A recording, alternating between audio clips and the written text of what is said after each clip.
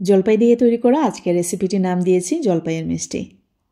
একদমই মিষ্টি চেয়েও আরও বেশি ভালো লেগেছিল। তো যাই হোক, আজকের রেসিপিটির জন্য একদম ঘরে সবাই পাগল। তো এই রেসিপিটি আমি প্রায় সময় করে থাকি। আমি অনেক আচার রেসিপি আপনাদের সাথে শেয়ার করেছি।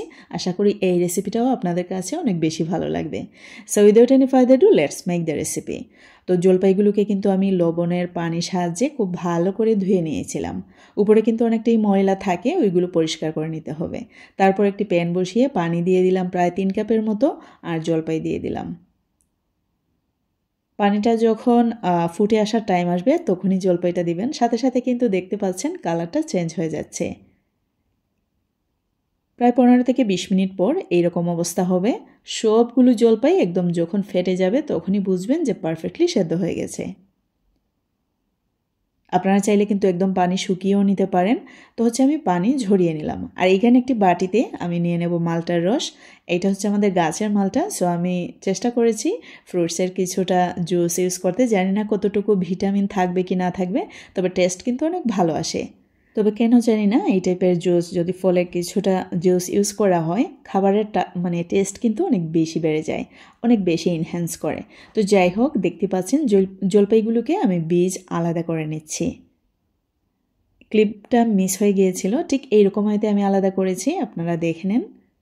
দাবা বটি দিয়েও এই কাজটা আরও খুব বেশি সহজে করা যাবে। নিয়ে নিচ্ছি ব্লেন্ডার জারে। নিয়ে নেওয়ার পর আমি পানির পরিবর্তে জুসটা ইউজ করছি। এখন সবগুলো সেম ওয়েতে আমি ব্লেন্ড করে নিচ্ছি আর একটি বাটিতে নিয়ে নিচ্ছি। এই কাজটি আপনারা পাটায় পিষেও করে নিতে পারেন, তাতে করে কোনো সমস্যা নেই।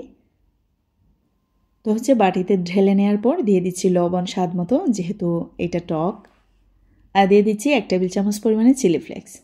এইখানেই আমি প্রায় অর্ধেকটার মতো খেয়ে ফেলেছিলাম। যাই হোক, আমি খুব ভালো করে মাখিয়ে নিচ্ছি। এই ক্লিপগুলো আমি কেটে দিয়েছি, আমি বারবার চামচ দিয়ে কিন্তু ইচ্ছে মতো খেয়েছি, এতটা সুস্বাদু ছিল। তো খুব ভালো করে মাখিয়ে নেওয়া হয়ে গেলে আমি সাইড করে রেখে দিচ্ছি। একটি প্যান বসিয়ে দিলাম চুলায়, আর দিয়ে দিচ্ছি 1 কাপ পরিমাণে চিনি। 1 কাপ পরিমাণে বা 1.5 কাপ পরিমাণে চিনি ইউজ করার চেষ্টা করবেন, মানে একটু বেশি যেন হয়। এখন চিনি গলে যাবে, আর যেহেতু এখানে বেশি পরিমাণে চিনি, দেখবেন যে অনেকটা স্টোনের মতো হয়ে গেছে। তারপর কিছুক্ষণ পর আবার কিন্তু একদম পানি পানি হয়ে যাবে। টেনশনের কোনো কারণ নেই। তো এই অবস্থায় আমি দিয়ে দিচ্ছি এই পেস্টটুকু, জলপাইয়ের যে পেস্ট করে রেখেছিলাম ওইটুকু। এখন খুব ভালো করে জাল করে নিতে হবে। যতক্ষণ না পর্যন্ত পানি শুকিয়ে যায় ততক্ষণ পর্যন্ত খুব ভালো করে জাল করে নিতে হবে। আর জলপাই দেওয়ার পর আরও কিন্তু পানি ছাড়বে, যেহেতু এখানে ফলের রস দিয়ে আমি ব্লেন্ড করেছিলাম। সব পানি, চিনির পানি, তারপর ফলের পানি একত্রিত হয়ে অনেকটাই পানি ছাড়বে।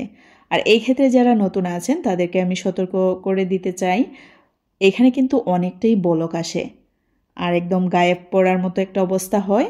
খুব সেফেই কাজটি করে নিতে হবে। তো যখন এরকম দেখবেন যে চামচ থেকে আর পড়ছে না, ঠিক এই মুহূর্তে আমরা নামিয়ে নিচ্ছি। যেহেতু আমার হাতে সময় কম ছিল, তাই জন্য আমি ট্রেতে নিয়ে নিচ্ছি, যাতে করে সাথে সাথেই ঠান্ডা হয়ে যায়। আর এটা কিন্তু আপনারা দেখে নিশ্চয়ই বুঝতে পারছেন যে ক্যারামেলাইজড করা। সো অটোমেটিক কিন্তু যখন ঠান্ডা হবে অনেকটাই আটালো হয়ে যাবে। তো আমি প্রায় 15 থেকে 20 মিনিটের মতো ফ্যানের নিচে রেখেছিলাম ওই ট্রেগুলোতে স্প্রেড করে, আর একদমই ঠান্ডা হয়ে গিয়েছে। এখন আমি গুল্লা করে নিচ্ছি। জলপাইয়ের অনেক রেসিপি কিন্তু আমার ইউটিউব চ্যানেল বা ফেসবুক পেজে আছে। যারা ইউটিউবে দেখছেন আমি ডেসক্রিপশন বক্সে লিঙ্ক দিয়ে দেবো, আপনারা দেখে নিতে পারেন। এই রেসিপিতে আমি কখনোই রোদে শুকাই না বা লং টাইম বাহিরে রাখি না, এরকম আর কি।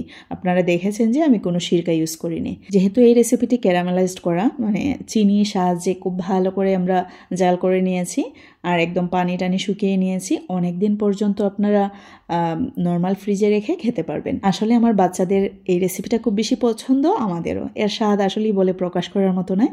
বাসায় ট্রাই করতে ভুলবেন না। আল্লাহ হাফেজ।